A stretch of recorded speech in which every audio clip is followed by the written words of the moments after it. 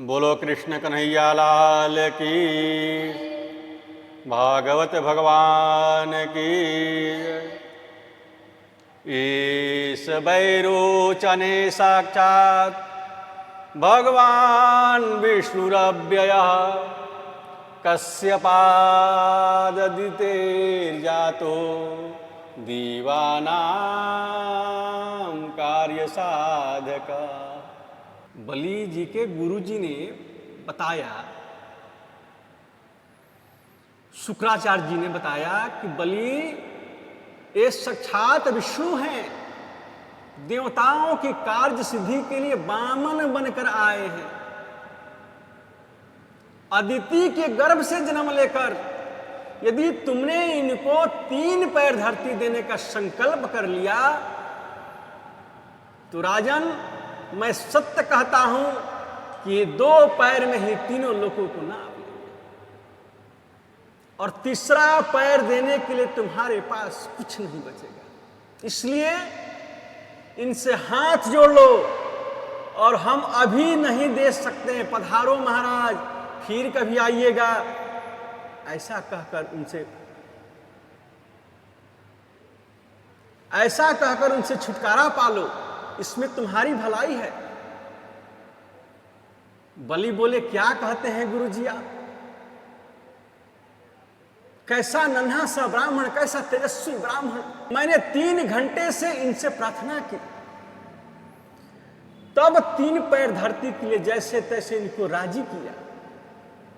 आप कहते हैं कि मैं मना कर दूं? शुक्राचार्य बोले, मना नहीं, इनसे कह दो कि मैंने कोई बात की ही नहीं, कोई लेन देन की बात की ही नहीं। गुरुजी, मुझे झूठा बोलने की प्रेरणा आप दे रहे हैं?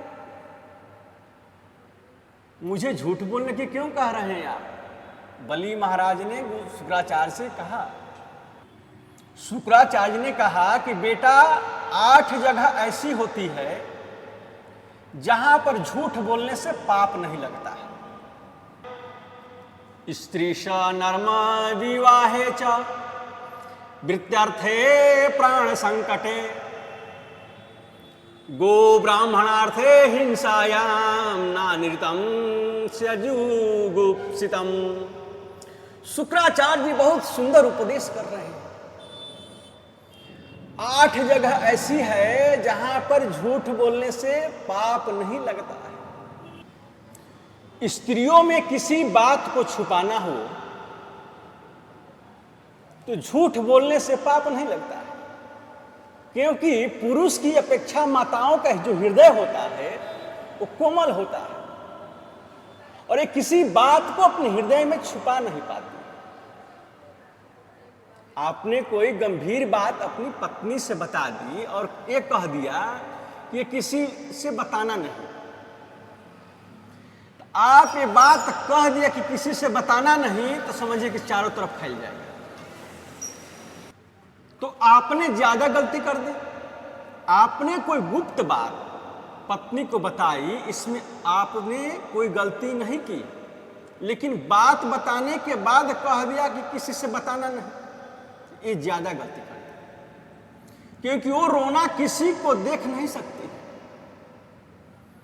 आप बात बताकर चले गए, अब पीछे से एक कोई आया और आपका शत्रु ही आया, अभेष बदलकर अपनी भार्या के सामने बैठ गया और झूठा आंसू बहाने लगा। करुणा बड़ी होती है माताओं में। क्यों रोते हो भैया, क्या तकलीफ है तुम्हें? क्या तकलीफ है तुम्हें? वे रोते रोते इनसे सारी बातें पूछ लेगा। हो सकता है ये तो बात ही बता दे जिसको बताने से आपने इनकार किया था। एक और बड़ा कारण है कि कर्ण जो है वो पांडवों का बड़ा भाई था, लेकिन दुर्योधन को सहयोग करने के कारण पांडवों के हाथे, दुर्योधन को सहयोग करने के कारण ही पांडवों के हाथे मारा, उसकी मृत्यु हो गई। कौरव जो है पांडवों के ताऊ के लड़के हैं, इसलिए युधिष्ठिर जी एक एक कौरव के पुत्रों को नाम लेकर पिंड दान कर रहे हैं। उनकी बगल में आकर माता कुंती खड़ी है। युधिष्ठिर से बोली, बेटा एक पिंड कर्ण के नाम से भी दान कर दो। युधिष्ठिर ने कहा, कर्ण के नाम से? क्यों? कर्ण हमारी जाति का नहीं है, बिरादरी का नहीं है, हमारे खानदान का नहीं है, तो कर्ण के नाम का पिंड कैसे दान कर सकता? माता कुंती ने कहा कि बेटा कर्ण तो तुम्हारा अपना बड़ा भाई था। कन्या अवस्था में उत्पन्न होने के कारण मैंने इसे लता पतों में लपेट कर गंगा में प्रवाहित कर दिया। अधिरथ नाम के सूत ने मेरे पुत्र को पाला। उनकी पत्नी राधा ने कर्ण को पाला और कंते कर्ण राधेय हो गया। कर्ण तुम्हारा बड़ा भाई है। इस बात को सुनकर युधिष्ठिर जी के नेत्रों में आंसू की धारा बहने लगी। माता से बोले कि ये बात तुमने मुझसे छुपाया। जब भी मैं कर्ण के पैरों की ओर देखता था तो मैं सोचता था कि कर्ण के पैर माता कुंती के चरणों से क्यों मिलते हैं। मैंने तो कभी स्वप्न में भी नहीं सोचा था कि कर्ण हमारा बड़ा भाई है। इतना बड़ा दानवीर, इतना बड़ा अतिरथी वीर, इतना बड़ा दिग्गज वीर तुमने मरने दिया। यदि मुझे पहले पता चल जाता कि कर्ण हमारा भाई है, हम पांचों भाई उसके चरणों में बैठकर उसकी सेवा करते, जीवन पर्यंत उसे मरने नहीं देते। जरा सी लोक लाज के डर से तुमने इतनी बड़ी बात मुझसे छुपाई।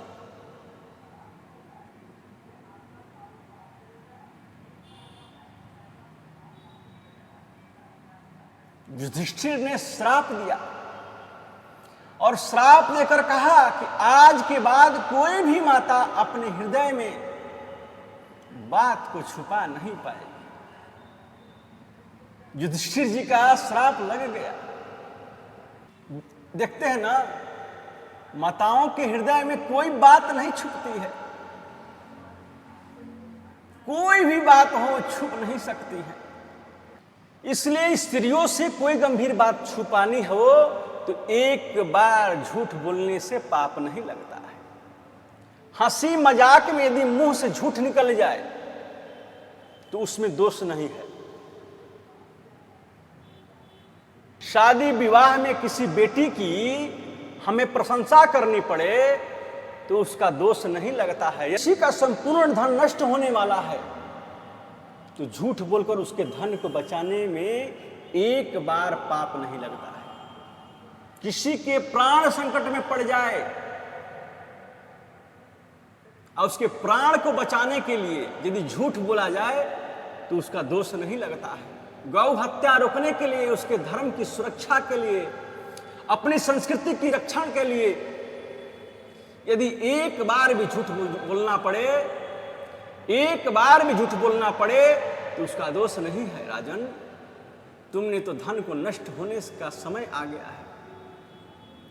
तुम्हारे तो धन नष्ट होने का समय आ गया है। यदि तुमने 3 पैर धरती देने का संकल्प किया तो तुम्हारे पास बचेगा क्या? इसलिए मना कर दो कि नहीं दे सकते। आप पधारो। लेकिन वाह रे ऐसा दृढ़ प्रतिज्ञ राजा बलि ने कहा, गुरुवर मेरे तो दोनों हाथ में लड्डू है। यदि ये साक्षात नारायण है, ये साक्षात भगवान है तो त्रिलोक को लूटकर ले जाएं, मुझे इसकी परवाह नहीं है। लोग यही कहेंगे कि भगवान भी बलि के यहां भीख मांगने गए थे। भगवान न होकर यदि साक्षात ब्राह्मण है तो 3 से 3.25 नहीं ले सकता है। ये मेरा विश्वास है। वामन भगवान बोले, तुम क्या वार्ता करने लगे? देना है तो दो, बोलो। लीजिए ना महाराज। बलि ने कहा, आइए। ऐसा वर्णन आता है विष्णु पुराण में, भागवत में तो नहीं लिखा है। ये विष्णु पुराण में वर्णन आता है कि शुक्राचार्य सूक्ष्म रूप लेकर और कमंडलू में के नली में जो है, कमंडलू की जो नली होती है उस नली में जाकर बैठ गए। ये पानी गिरेगा ना, न संकल्प होगा और न चेहरा लुटाएगा। वर्णन ये भी आता है कि शुक्राचार्य जब नली में जाकर बैठे तो भगवान ने अपने कुशा आसनी से एक कुशा निकाला और कुशा निकाला दी, और जैसे ही कमंडलू के नली में कुशा दी तो गुरुदेव की आंख पधार गई। इसका क्या मतलब है? तो परमात्मा ने बताना चाहते हैं कि गुरु जी वो हैं जो सबको एक दृष्टि से देखें। एक दृष्टि माने अभेद, और दो एक दृष्टि माने भेद, और दो दृष्टि माने भेदभाव की दृष्टि। भेदभाव की दृष्टि से जो संसार को देखे उस गुरु की एक दृष्टि को तो हट ही जाती है। शुक्राचार्य श्राप देकर चले। तो बलि ने कहा कि 3 पैर धरती देने का मैंने संकल्प कर लिया, आप जहां से उचित हो वो नाप लीजिए। भगवान ने कहा हाँ नापेंगे, पहले हमें प्रणाम तो करो। जैसे ही राजा बलि ने भगवान श्रीमन नारायण वामन के चरणों में प्रणाम किया, सो मेरे भगवान विराट रूप धारण कर लिए। विराट भगवान की जय। करोड़ों अरबों किलोमीटर लंबे हो गए। भगवान बलि ने ऊपर की ओर मुंह उठाकर देखा तो भगवान की चेहरा तो दिखाई नहीं दे रही है। बलि ने बोला ये नन्हा सा बालक था, ये क्या हो गया? वैसे बलि को मालूम तो पहले ही पड़ गया था कि साक्षात नारायण ही वामन का रूप लेकर पधारे हैं। प्रभु ने एक चरण को तो नीचे के लोक को पकड़ रखा, एक चरण को तो नीचे के लोक को रखा, दूसरे चरण में प्रभु ने इतना लंबा किया कि तीनों लोग प्रभु के चरणों के बीच में आ गए। त्रिलोकी को पार करके परमात्मा का चरण ब्रह्मलोक को में पहुंचा। ब्रह्मा जी ने प्रभु के चरणों को धोया और कमंडलू में जल भर लिया। ब्रह्मा ने प्रभु के चरणों को धो करके जो जल अपने कमंडलू में भर लिया, वहीं श्रीमती गंगा जी है, वहीं माता गंगा है, जिनके जल को मस्तक पर स्पर्श करके अपने आप को हम कृतार्थ मानते हैं। वामन भगवान ने 2 चरणों को त्रिलोक को नाप लिया। जामवंत जी ने आकर परमात्मा के दिव्य परिक्रमा की। दैत्य लोग प्रभु को मारने के लिए दौड़े। राजा बलि ने कहा नहीं नहीं, इन्हें कोई कुछ नहीं कहेगा, ये मेरे प्रभु हैं, जो इनको अच्छा लगे वो करें, बोलेगा कोई नहीं। भगवान 2 चरणों में त्रिलोक को नाप कर बलि के सामने आकर खड़े हो गए। क्यों त्रिलोकीनाथ जी बड़ा अभिमान करते थे कि जो चाहे सो मांगो। तुमने 3 पैर धरती देने का संकल्प किया, मैंने तो 2 पैर में ही त्रिलोक को नाप लिया। बताओ तीसरा पैर कहां रखूं? जो व्यक्ति वचन करके उसको सत्य नहीं करता है वो दंड का अधिकारी होता है। इसलिए प्रभु ने गरुड़ जी को आदेश दिया और गरुड़ जी ने बलि को बांधकर डाल दिया और कहा नरक में तुम्हें जाना पड़ेगा। राजा बलि बंधे पड़े हैं। सुखदेव जी ने वर्णन करते हैं कि कैसा विचित्र दृश्य है परीक्षित। भगवान ने कहा बताओ क्या करें, नरक में जाना पड़ेगा तुम्हें, क्योंकि तुम्हारे 3 पैर धरती देने का संकल्प किया, तीसरा रखूं कहां बोलो। राजा बलि ने कहा भगवान एक बात बताइए, धन बड़ा होता है कि धन का मालिक? भगवान ने बोले धन का मालिक, जो धन के 100 गुना बड़ा होता है। बलि ने तुरंत कहा यद्यूतम श्लोक भगवान ममेरितम वचो व्यलीकं सुरवरीय मन्यते करोमीर्तं तन् भवेत् प्रलब्धनम् पदम तृतीयम गुरु शिष्णीर में नीजम। अभी तक आपने मेरे धन को ही नापा है, धन का मालिक तो बाकी है। तीसरे चरण को मेरे सिर पर रखे भगवान। नरक में जाने से मुझे डर नहीं लगता है, डरता हूं तो केवल एक बात से कि किसी ब्राह्मण को दिया हुआ मेरा वचन कभी झूठा ना जाए, और किसी चीज से मैं डरता ही नहीं। तीसरा चरण मेरे सर पर रखे। आचार्य सुखदेव कहते हैं कि राजन, बलि राजा के मस्तक पर मेरे गोविंद का तीसरा चरण रखा और और उनके नेत्रों से आंसू की धारा बह चली। वाह रे बलि, आया था तुमने छलने, लेकिन तुमने ही मुझे छल लिया।